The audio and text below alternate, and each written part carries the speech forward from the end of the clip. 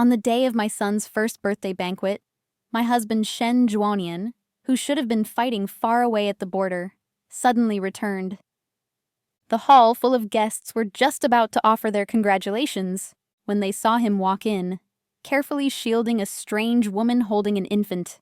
Without sparing a glance at me or the child in my arms, he walked straight up to his parents and knelt down.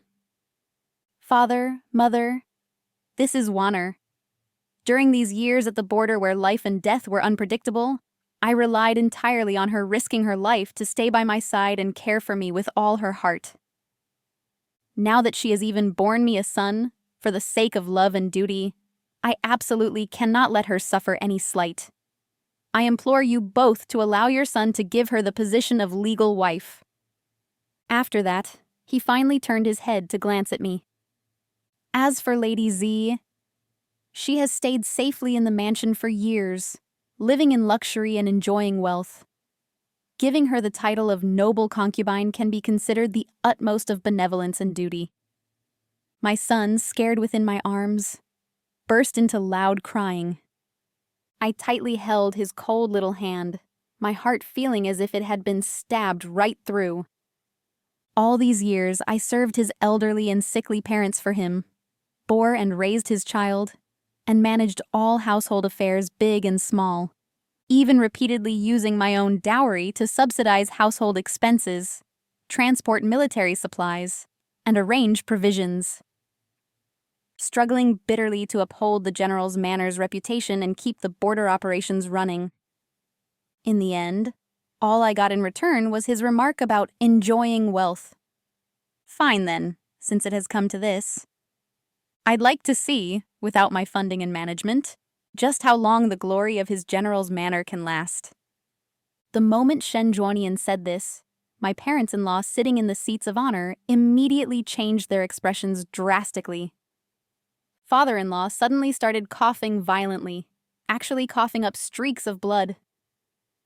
Mother-in-law hurriedly helped him catch his breath, turned towards Shen Zhuanian, and scolded him with a trembling voice. "You rebellious son, what nonsense are you spouting? We've seen with our own eyes how much Sishu has sacrificed for this family over the years. She served us, managed the household, bore children, and even used her own dowry to support the family. What has she done wrong? How can you demote a wife to a concubine for no reason?" She caught her breath, turned her gaze to the woman beside her, and her tone turned cold. "As for this Miss Ye, pregnant out of wedlock and privately pledging herself for life, she is so tainted that let alone a lawful wife. Even becoming a concubine is already flattering her." "Wanner is not tainted." Shen Zhuanian immediately shielded Ye Wanner in his arms and raised his voice. "We were married at the border long ago, and the entire army can bear witness. What's more, all these years, she is the one who went through life and death with me at the border, and she is the one who suffered hardships with me. It is only right and proper that the position of lawful wife be given to her." He shot me a cold glance and continued. "As for the Z woman, all that talk about managing the family estate and supporting the household, she's just relying on the military merits I risked my life to earn on the battlefield to sit back and enjoy the benefits in the capital. What right does she have to occupy the position of my lawful wife? Promising her the title of a concubine is already me considering our past affection." Hearing these words, I almost laughed out loud. In his eyes, only Ye Wanner, who stayed with him at the border, counted as having made sacrifices. Yet the years I spent serving my in-laws, managing the household, and even using my dowry to fill shortages in the army are all not worth mentioning. Good pound sign. Then I really want to see, without my management, just how long the glory of his general's manor can last. Father. But just as I was about to make a clean break with him, the child in my arms was suddenly startled and burst into tears, struggling to reach out his little hands toward Shen Zhuanian, babbling to be held. My heart softened ever since he left, My in-laws and I were afraid the child wouldn't recognize his father, so we taught him to recognize him from a portrait every day. So despite being so small, the child had a very strong attachment to Shen Zhuonian. However, the very next moment, Shen Zhuonian actually furrowed his brows and, with extreme impatience, slapped away the child's little hand. Ah, pound sign. Red marks instantly appeared on the child's fair, tender skin, and he wailed aloud in pain. He, however, just scolded harshly with a face full of annoyance. "Get lost, you little bastard, pouncing on anyone you see. You have no breeding at all. What are you crying for? If you howl again, I'll have someone throw you out." After speaking, he even glanced at me and the child with disgust. Looking at the child in my arms, twitching from crying, the last bit of warmth in my heart completely cooled. I raised my head to meet his angry gaze, my voice calm, yet ice-cold. "Fine. Since you think I've taken her place, and she has shown you kindness, then why bother talking about demoting a wife to a concubine? Shen Zhuonian, let's just divorce."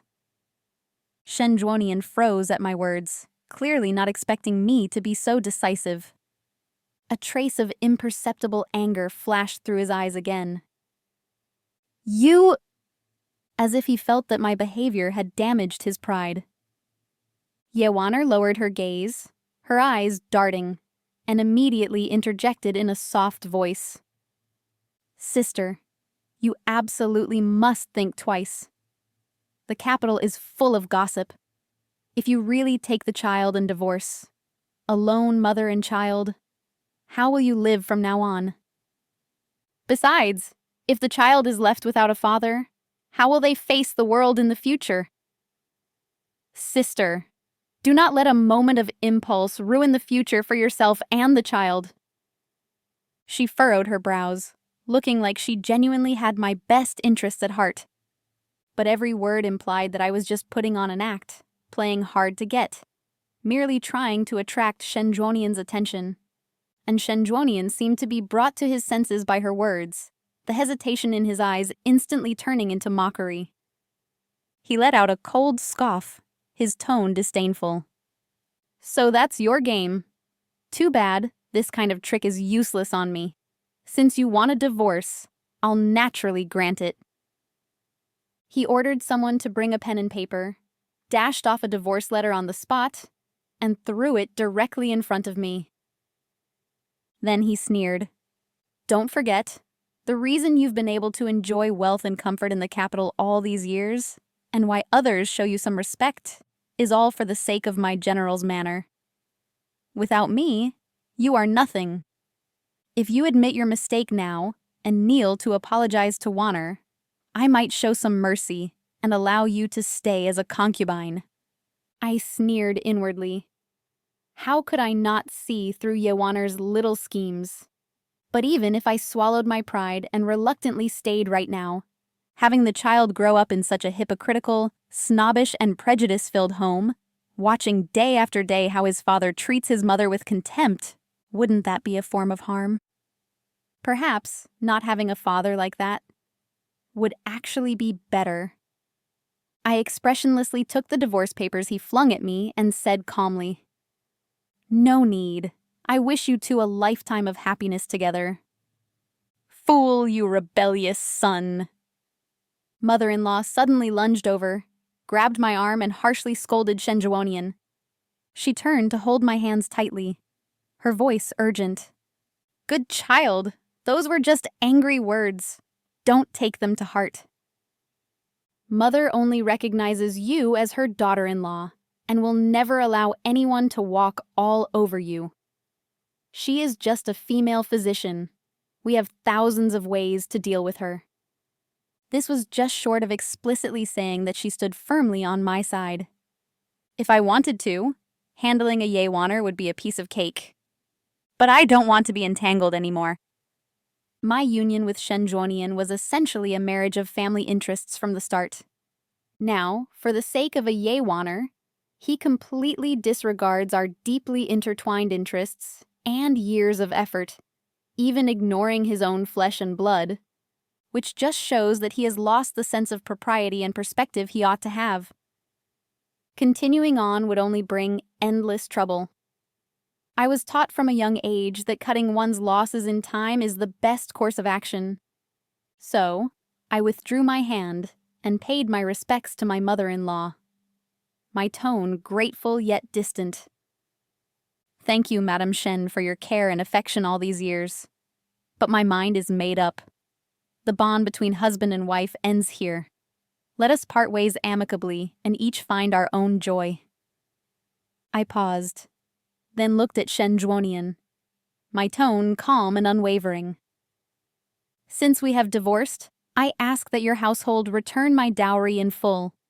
Shen Zhuonian looked as if he had heard the world's biggest joke and said arrogantly, "My dignified general's manor would hardly covet that meager dowry of yours, would it?" "That is excellent. Later, I will send someone with the dowry list to tally and retrieve everything item by item." I nodded slightly, then turned and walked out. Upon returning home, my parents were furious when they heard of my ordeal. Father immediately wanted to submit a memorial for impeachment, and Mother wanted to take people to the general's manor to demand an explanation. But I stopped them, gently soothing the child in my arms as I said indifferently, "Father, Mother, there is no need to trouble yourselves on my account. I have my own plans for this matter." In less than a day, news of my divorce had spread all over the city. Shen Zhuonian couldn't wait to take Yewaner to banquets everywhere, introducing her as his madam to everyone, swaggering about and causing quite a stir. This led to the passers-by looking at me with extremely complicated gazes when I went to inspect the shop, some sympathetic, some inquisitive, and some disdainful. I shook my head, pretending not to see, and focused on organizing the dowry list. Just as I finished organizing it and wanted to send it out, a shop hand hurriedly came to report that General Shen had arrived with that new wife of his. I frowned, stood up, and walked into the front hall, just in time to see Ye Wanner playing with an East Pearl of excellent quality. Seeing me come out, her eyes darted around, and her tone carried a bit of deliberately cutesy provocation. "Oh my, isn't this elder sister leaving the general's manor? You actually have to manage this shop yourself to make a living. It really must be hard work." Shen Zhuonian stood by her side, looking at me with a cold expression, his tone filled with disgust. "Disgraceful," he immediately said in a commanding tone. "Close this shop and go back to serve mother and father properly. You made such a scene the other day and angered them greatly. If you're willing to go back now, I won't pursue past matters, and I can even grant you the position of a concubine." Hearing this, I almost laughed out loud. I made a scene. It was clearly him who disregarded decency and caused a scene at our son's 1-year-old banquet, yet now he's turning it around and making it my fault. However, hearing him talk like this, I'm afraid the manor has long since turned into a chaotic mess, hasn't it?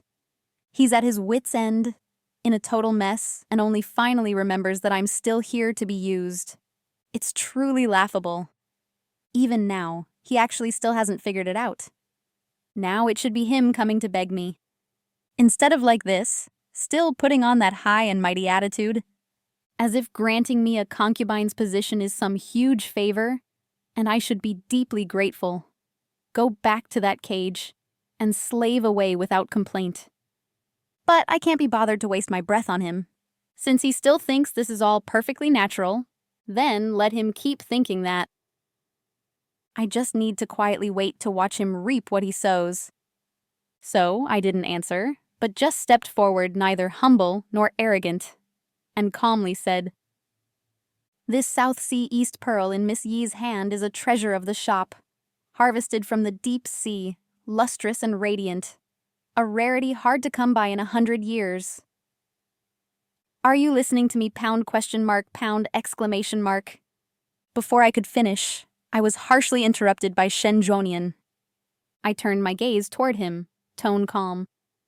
I opened this shop to do business. If you are buying, you are welcome. If not, please leave. Then, I looked at Ye Waner and asked, "Do you want to buy this bead?"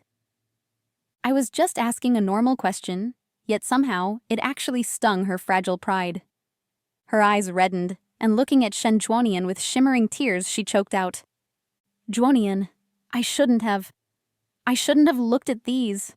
Someone of my status isn't worthy of touching the treasures in sister's shop." Nonsense, pound sign. Shen Juonian immediately shielded her behind him, glaring at me furiously.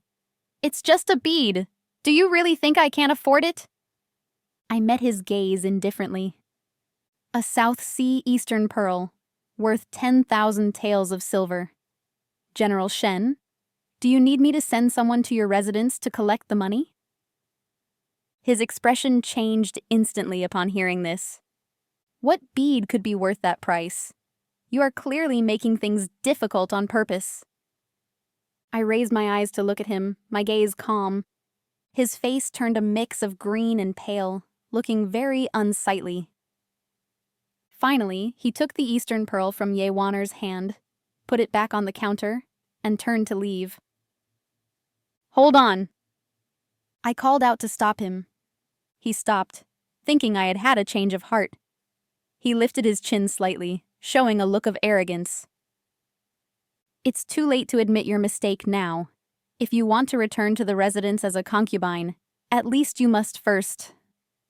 General Shen has misunderstood. I took out the dowry list I had prepared long beforehand and handed it towards him. "Since you're here, just take this back with you on your way. It saves me from sending someone to run the errand." "So, regarding my dowry? Look, when would be suitable for me to send someone to collect it?" He snatched the list, and after seeing the content clearly, his face looked even worse, but he still forced himself to say, "You won't go without. Tomorrow I will go to the palace to report on my duties. Once His Majesty grants the rewards, naturally I will return it to you, not a penny less." Is he thinking of using the reward money to fill in my dowry? I suddenly remembered those fine suits of armor and weapons in his army, the extra bonuses, and even the various expenses for greasing palms up and down the ranks. Which one of them didn't have a deficit behind it? In the past, it was always me secretly filling the holes to balance things out, keeping the books looking spotless. Now that I'm no longer covering for him, when he reports in tomorrow, the moment the Ministry of War takes a close look, those discrepancies probably won't stay hidden anymore. When that happens, never mind reward money, he'll be lucky just to keep his head. Knowing clearly in my heart, I just smiled faintly. Then I wish the general everything goes smoothly tomorrow. Shen Juonian snorted coldly, said nothing more, grabbed hold of Ye Waner, and strode away. The next day, outside the palace gates, the civil and military officials stood solemnly. Shen Juonian, dressed in full armor, holding the memorial of merits prepared long beforehand, stepped forward with confidence and bowed to the emperor on the throne. His voice was resonant as he began to loudly recount his illustrious military achievements at the frontier over these years, how he repelled the enemy and secured the territory. Every word sonorous, full of vigor. "All this relies on your Majesty's heavenly might. Even if we must spill our liver and brains, we would not hesitate," he concluded, raising the carefully prepared memorial high above his head, which was taken by an attendant and presented before the throne. For a moment, only the echoes of his voice reverberated in the hall. The emperor nodded slightly, looking as if he were about to offer some praise. Just then, however, the Minister of War stepped forward steadily, holding a jade tablet, his voice calm, but instantly attracting everyone's attention. "Your Majesty, this subject has a report to submit." He turned to Shen Juonian, his gaze sharp. "The merits General Shen just spoke of are indeed inspiring. However, This subject checked the Ministry of War's archives and found that the amount of military supplies declared as used at the border is seriously inconsistent with the actual amount returned. May I ask, General, where exactly did that batch of supplies go? Was it a false report of consumption, or did it go somewhere else? As soon as these words were spoken, the entire court fell silent. Everyone understood that falsifying the amount of military supplies, to put it lightly, was embezzlement. To put it severely, it was the capital crime of deceiving the sovereign pound. Shen Zhuonian obviously realized the consequences as well, and the blood instantly drained from his face. Shen Zhuonian's Adam's apple bobbed. Fine beads of cold sweat seeped from his temples, and his lips opened and closed several times. But he couldn't spit out a single word.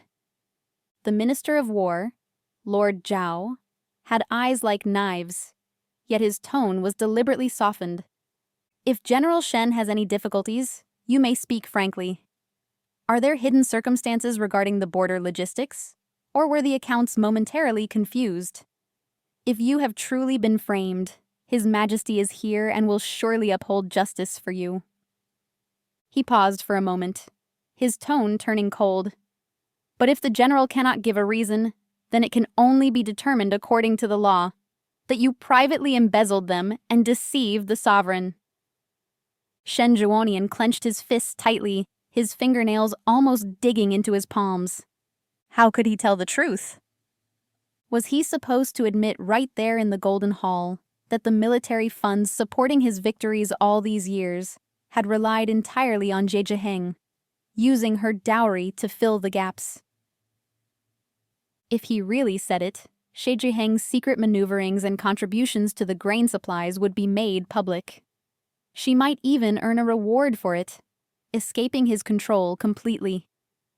He recalled that at the start of their marriage, what the Zi family had their eye on was precisely the Shen family's power in the court. If he exposed her now, wouldn't that be personally handing the credit and authority right into her hands? No, he absolutely could not say it. He would rather admit to this crime of embezzlement. Relying on his past military merits, His Majesty surely wouldn't sentence him too heavily. Shen Zhuonian finally kowtowed heavily, his voice hoarse. I was momentarily confused, and I willingly accept the punishment. The hall erupted in an uproar. The Son of Heaven on the dragon throne remained silent for a long while, finally issuing a decree in a deep voice. Shen Zhuonian falsely reported military funds, embezzled, and deceived his sovereign. The evidence is irrefutable. In consideration of his past military achievements, he is spared severe punishment. Effective immediately, he is demoted 3 ranks, fined 3 years' salary, and shall receive 30 strokes of the court staff as a warning to others. Once the decree was handed down, all the rewards and promotions he should have received for this victory naturally came to nothing. When Shen Zhuonian dragged his body, fresh from the flogging, and limped back to the manor, the sky had already turned completely dark. He had just stepped into the front courtyard when he heard a chaotic mess of crying and shouting coming from inside. A servant boy was hurriedly leading the doctor inside, when the old steward came up to meet them with a troubled look on his face, whispering. General, the old master spat blood from a sudden fit of rage and is unconscious. The doctor is writing a prescription, but the accounts, we can't withdraw the consultation fee or medicine costs right now. He frowned and looked inside, only to see Mother Shen guarding Father's bedside with a pale face, clearly too exhausted to hold on much longer. Meanwhile, Ye Wanner was surrounded by a few old maids, looking completely at a loss, only knowing how to wipe her tears with a handkerchief. I don't know where the family money is kept. In the past, it was always Lady Z who managed things. The child was held in her arms, crying loudly from fright. The maids and servants looked at each other in dismay, but no one stepped forward to help manage things. and the doctor finished the prescription but couldn't get his payment. And by this time, his tone had already become somewhat impatient. If your residence is short on funds, this old man will have to take his leave for now. Although he said that, if they let the doctor leave like this, the reputation of the general's manor would be ruined by the next day. Thinking of this, Shen Zhuanian only felt a throbbing in his temples. When Ziyejiheng was here in the past, when had the family ever been in such a wretched state? She could always arrange everything in perfect order. Cash flow, social dealings. He never needed to concern himself in the slightest. But now, finally, it was Mother Shen who forced herself up and instructed her personal maid. Go pawn those few hairpins and the pair of bracelets of mine, and pay the doctor's consultation fee first. The farce barely came to an end. In the dead of night, Shen Zhuanian sat alone in the study, the pain from his injuries flaring up in waves all over his body. The steward had just quietly come to report that the monthly wages had been delayed for a few days, and the servants were grumbling quite a bit. He was just feeling annoyed when Ye Wanner gently pushed the door open and came in, tears flowing before she even spoke. Zhuanian, I really tried my best with the affairs of the estate, but those servants won't listen to me, and Mother was cold to me today too. I really don't know what to do. She raised her teary eyes and asked timidly, Didn't you go to the palace to receive a reward today? Was the reward generous? These words hit right at Shen Zhuanian's sore spot. He slammed the table hard, yelling at her for the first time. Rewarded? Do I look like I've been rewarded? Ye Wanner trembled in fright and immediately burst into tears. The child was also startled awake and started wailing too. The noise gave Shen Zhuanian a splitting headache, and he shouted harshly, Stop crying! Get out, all of you! The servants hurriedly carried the child away, and Ye Wanner ran off crying as well. He finally got a moment of peace, but the cold emptiness and chaos filling the room made him uncontrollably think of Ziyejiheng. Thinking of her composed smile, thinking of how she kept the house in perfect order, and thinking even more of her resolute back when she left. Just then, Mother Shen pushed the door open and walked in. Mother Shen pushed the door open and came in, seeing him sitting dejectedly under the dim lamp, his clothes stained with dust, his lips pale. Where was there even a trace of his usual imposing aura? She walked closer, keeping her voice extremely light. Nianer, do you regret it? Shen Zhuanian pursed his lips tight, not uttering a sound. Mother Shen sighed and sat down beside him. Jiheng is a proper, legitimate daughter from a high-ranking family, taught from childhood to manage the household and handle social relations. With her here, everything in the estate was in proper order, and you never had worries about the rear while you were out. A principal wife like this, who can support you and uphold the family status, was truly the hardest to find. Her tone carried heartache, as well as a hint of helplessness. But you just had to get blinded by that bit of gentle facade, and drove away the person who treated you truly well. At this point, she glimpsed her son's brows knitting tighter and tighter, and his complexion looking increasingly worse, so she stopped her words at the right moment and switched to a gentle voice. Never mind, we won't mention past matters. But since you regret it, turning back now isn't too late either. No matter how stubborn Jiheng is, she is the child's mother. Among mothers in this world, who can truly harden their heart to let their child suffer. You go admit your mistake sincerely, talk to her properly, and for the sake of the child. She might not be unwilling to give you a chance. Shen Zhuanian slowly raised his head. Moonlight fell on his face through the window lattice, and in those originally dull eyes, a faint glimmer finally lit up. Seeing his expression soften, Mother Shen knew these words had reached his heart. She nodded in relief, said no more, and quietly closed the door as she left. After the divorce, I saw through one thing more clearly than ever before. My union with the Shen family was, in essence, a transaction of power and money.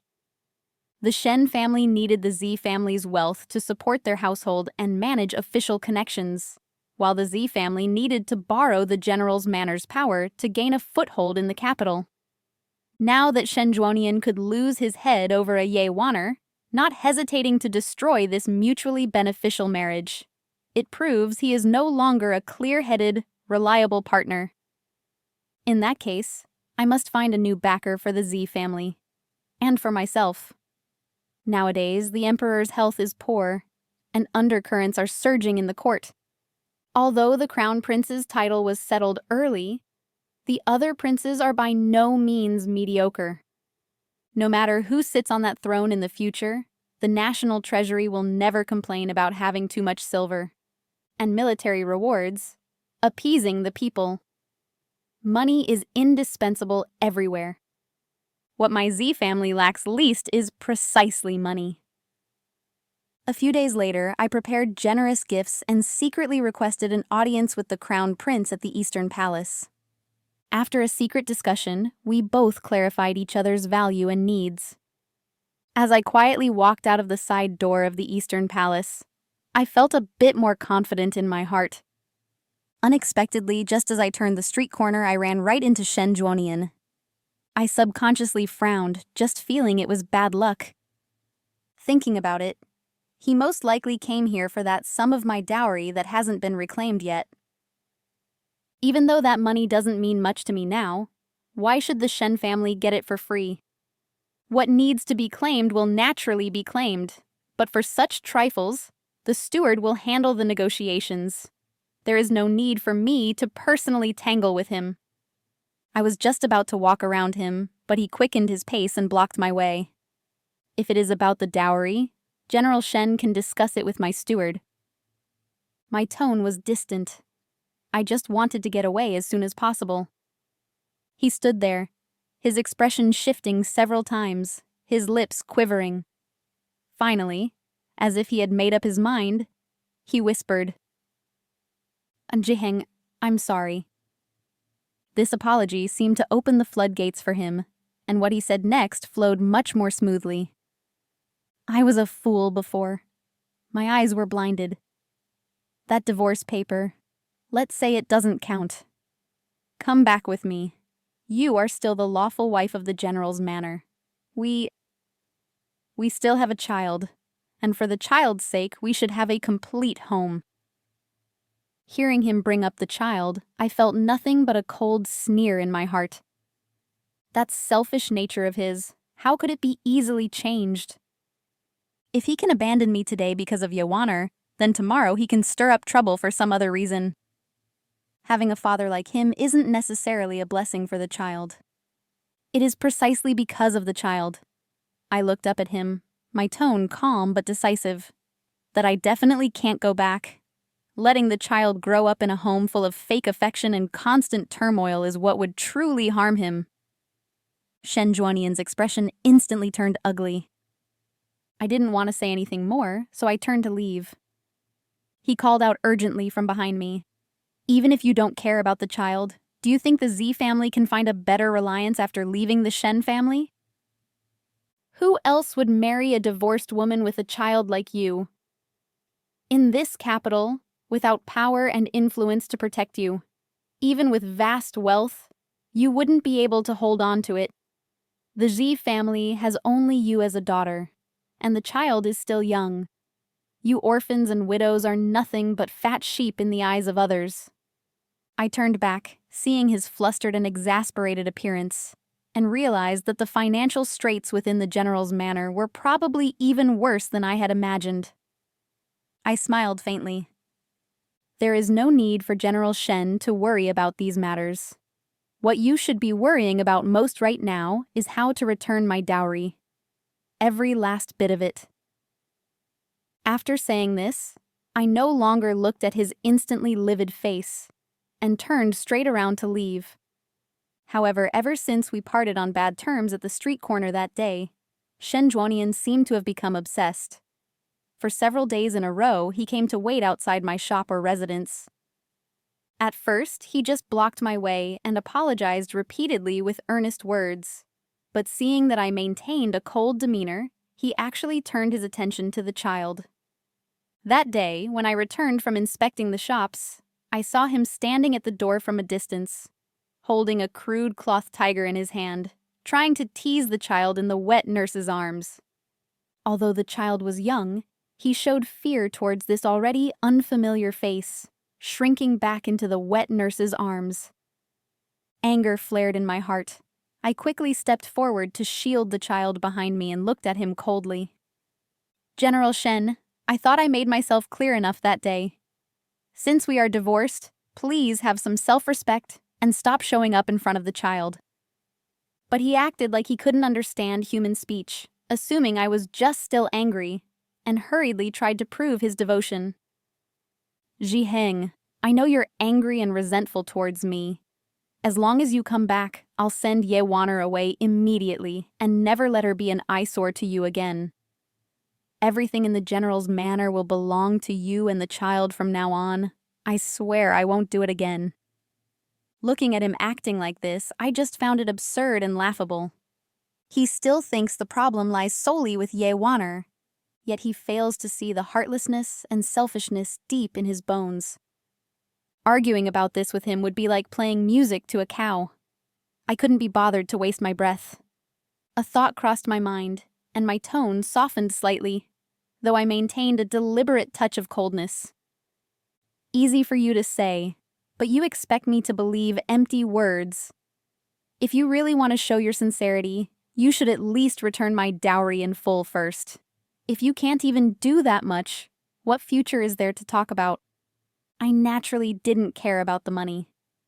Since connecting with the Crown Prince, the Z family's retreat was already being arranged. We were just waiting for the right moment to gradually withdraw and leave the capital, this place of trouble. For now, I just needed an excuse to keep him busy so he wouldn't have time to pester me anymore. Sure enough, hope instantly lit up in his eyes at my words, and he hurriedly promised, Okay, and I'll go do it right now. I'll definitely gather your dowry and return it to you as soon as possible." I didn't say yes or no, just turned and went inside, not saying another word to him. For the next month, Shen Zhuonian really didn't come to bother me again. Just when I thought he had given up, the steward came to report, saying that the Shen family had sent over my dowry, with interest, every last bit of it, piling up several large chests to the brim. I was slightly surprised and ordered it counted. Unexpectedly, not a single penny was missing. Only after asking for details did I learn that to scrape together this huge sum, he actually sold off quite a bit of ancestral land, and even mortgaged part of the mansion, practically emptying the general's manor's coffers just to get it all together in such a short time. It seems the Marquis Manor's current predicament is even more wretched than I imagined. He really was pushed to the brink and went for broke. The servants asked for instructions on how to handle these valuables, and I simply said indifferently, inventory them and put them in storage, then pack and seal them up along with the other luggage. These were things I was entitled to in the first place. Taking them back now, I naturally feel no burden at all. Watching these items that once symbolized my connection to the Shen family being repacked and sealed away, I felt only a sense of peace, like dust finally settling.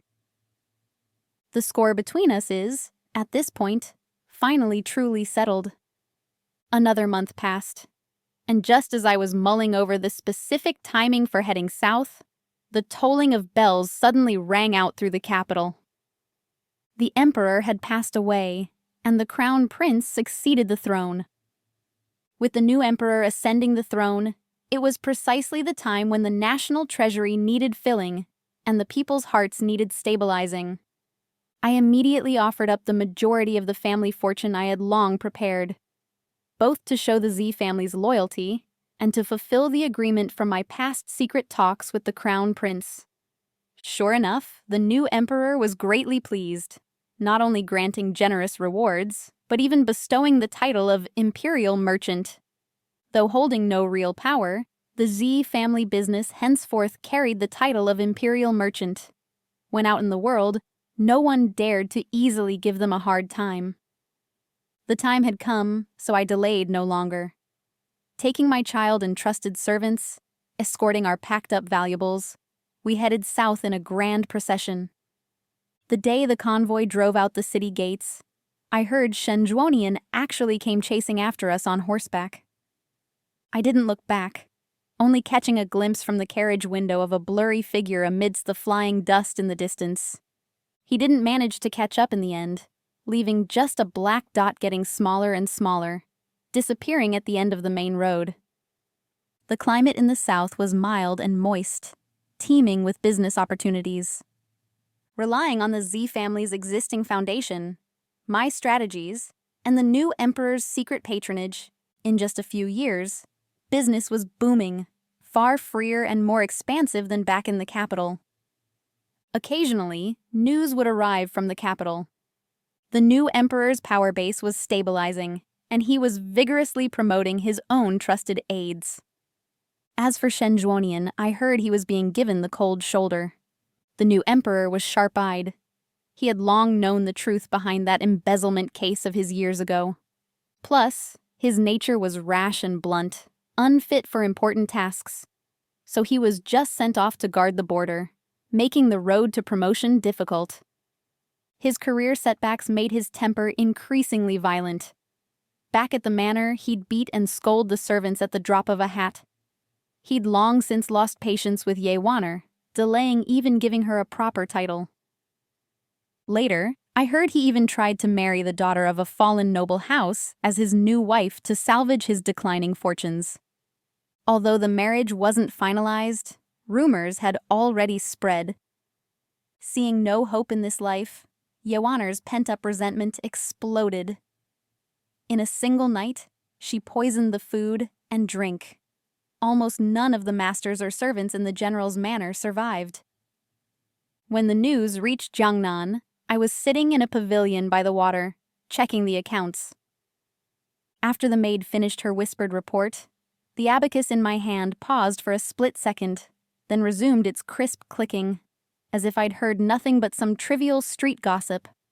The sunlight outside the window was lovely, spilling onto the polished floor. My young son was leaning over a small side table nearby, holding a brush. He was tracing characters with earnest concentration, though he probably didn't fully understand them. He occasionally looked up at me, and seeing me smiling back at him, he gave a smile and lowered his head to continue writing and drawing.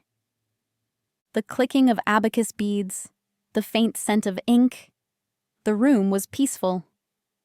As for that news from the capital, it was all in the past.